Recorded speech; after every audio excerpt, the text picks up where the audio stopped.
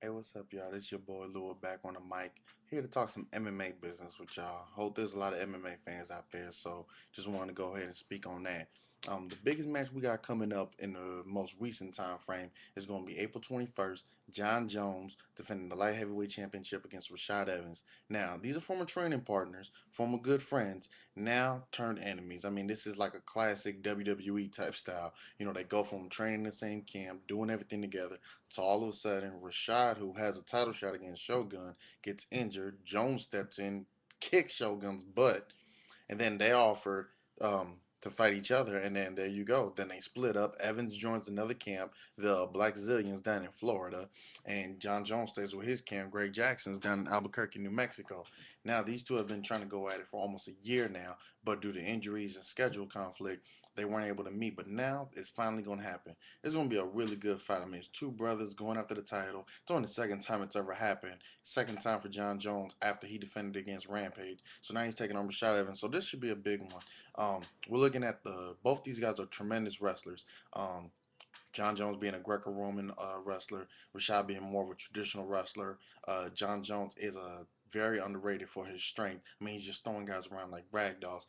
But Rashad is also pretty strong as well. I mean, he's able to go ahead, get inside, and dip guys. Rashad being shorter and quicker, that could be an advantage for him as far as getting in on Jones, taking his legs and trying to get him up against the fence and then possibly take him down. But in order to get in, you got to get past that reach. And 84.5 inches is tremendously difficult to get through. That's every single opponent John Jones has faced.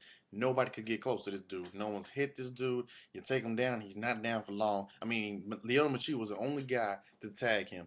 And with that, I think that also might open up some holes in saying that John Jones can't go in there climbing around like he did in the first round against Machida, because he is suspect to get tagged when he's just out there climbing around and not being serious. And Rashad might try to look for that and might take advantage of it because he has shown he does have knockout power. But John Jones, I think, is going to be very amped, very serious, and very motivated this fight due to the fact that Evans has been talking a lot of trash, being very disrespectful to him on two separate occasions, got into the ring and, as Jones would like to call it, stole his moment, stole his spotlight. So I'm looking for John Jones to really come out in this one and really dominate this fight. Can't really see no one beating this guy in the future, but in the world of fighting, you never know. It just takes one punch to lay someone out.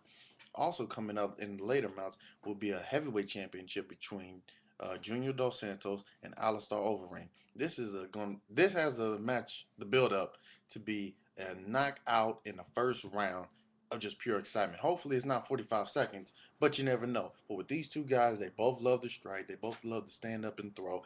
Overeem being a former K1 champion, Strikeforce guy, and also a Pride, he's definitely looking to stand up. Junior Dos Santos training down with Black House with Machida and Anderson Silva. He's known and being a tremendous boxer. He wants to stand up as well. So this is going to be who's going to land the first clean hard punch.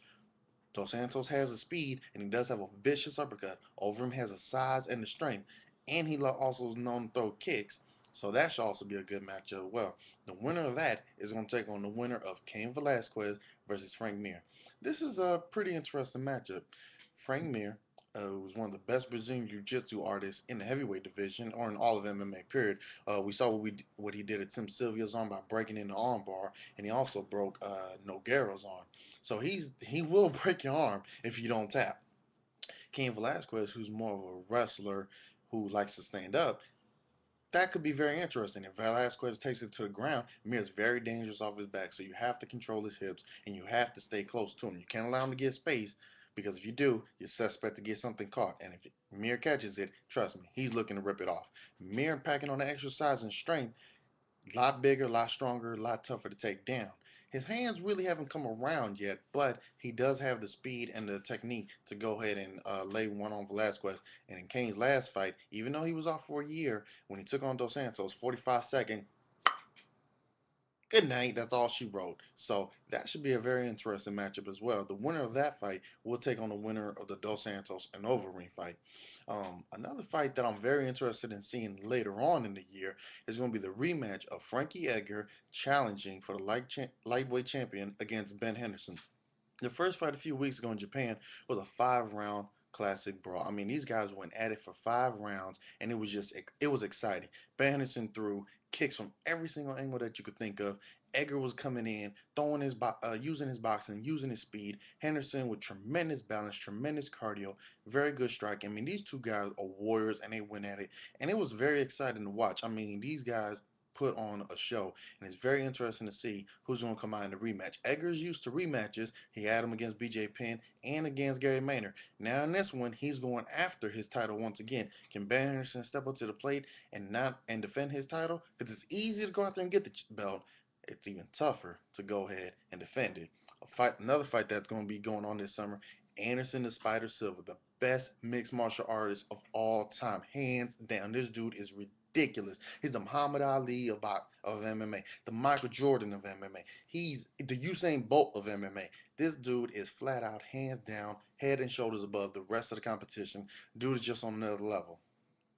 But there is one guy in the UFC, one guy that did push Anderson Silva to the limit, and that's Chael Sonnen. This dude, I promise you, you hear him talk for 30 seconds, you're going to be hooked, and you're going to want to hear every single interview this guy here. He talks just as good as Muhammad Ali did his trash talking back in the day.